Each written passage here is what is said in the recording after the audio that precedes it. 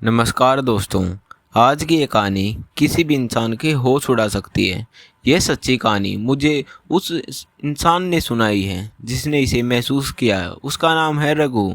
वह पेशे से एक बस ड्राइवर था और उत्तर भारत के एक छोटे से इलाके धनगढ़ में रहता था।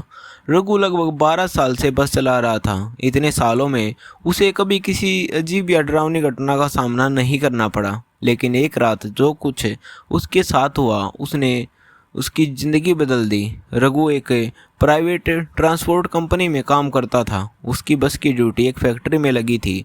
मजदूरों को गांव से फैक्ट्री तक लाना और शाम को उन्हें घर छोड़ाना। 6 महीने तक यह रूटीन चलता रहा। एक दिन रघु को घर से खबर मिली कि उसकी नानी का देहांत हो गया। वह 15 दिन की छुट्टी लेकर गांव चला गया। जब वह लौटकर वापस काम पर आया तो सब कुछ पहले जैसा लग रहा था, पर यह सामान्यतः तूफान से पहले की शांति थी। वापसी के तीसरे दिन की शाम को मजदूरों को छोड़कर लौटते समय उसकी बस का टायर एक सुनसान पहाड़ी रास्ते पर अचानक पंचर हो गया।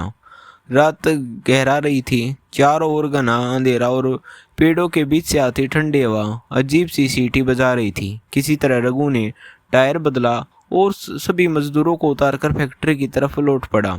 बस लगभग खाली ही हो चुकी थी। तभी उसे पीछे से किसी औरत की धीमी आवाज़ सुनाई दी, हे रघु, आज मुझे उतारेगा नहीं? रघु चौंक गया। उसने पीछे देखा तो लास्ट सीट पर एक औरत बैठी थी। हल्की नीली रोशनी में उसका चेहरा साफ नहीं दिख रहा था। अरे सीमा, तू अभी तक तुम्हारे गांव तो पीछे छूट गया, रघु ने कहा। सीमा उसी फैक्ट्री में काम करती थी, लेकिन वह आमतौर पर बहुत ही चुप रहती थी। आज उसके चेहरे पर अजीब सी मुस्कान थी। सीमा धीरे से बोली, नींद आ गई थी, पर तुम मुझे छोड़ने तो जाओगे ना? रघु ने सोचा रात बहुत हो चुकी है, लेकिन वह मना भी नहीं कर सका। तभी अचानक जोरदार धमाके के साथ बस का अगला टायर फट गया। सुनसान जंगल, काली पहाड़ी और अब दूसरी बार टायर फटना। दिल की धड़कनें तेज हो गई। रघु नीचे उतरकर टायर बदलने लगा। तभी उसे एहसास हुआ कि कोई उसके ठीक पीछे खड़ा है। पलट कर देखा तो सीमा थी, मगर उसकी आंखें अब गहरी काली लग रही थी। वह ठंडी आवाज में बोली, रघु, आज रात तू बच नहीं पाएगा। रघु घबरा गया।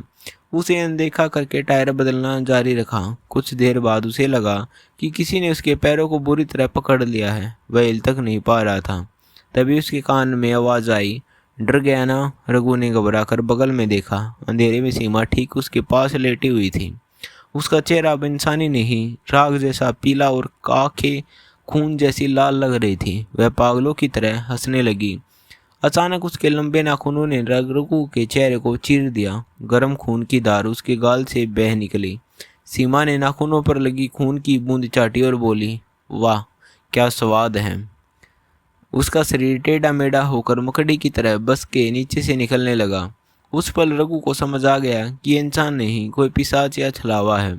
जैसे ही रघु ने खुद को खींचने की कोशिश की, बस का जैक हट गया और आधी बस उसके ऊपर गिर पड़ी। उसकी चीखें घने जंगल में गूंज उठी और फिर अंधेरा। जब रघु की आँख खुली तो वह अस्पताल के बेड पर था। उसका चेहरा और हाथ पट्टियों से लिपटे हुए थे। डॉक्टरों ने बताया कि वह 4 महीने कोमा में रहा।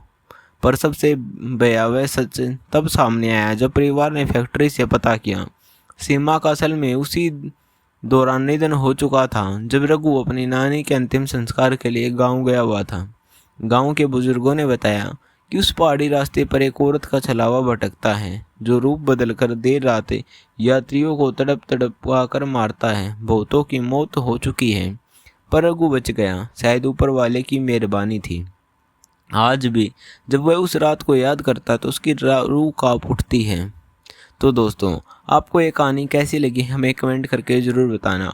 और कहानी अच्छी लगी हो तो वीडियो को लाइक करें और चैनल को सब्सक्राइब करें।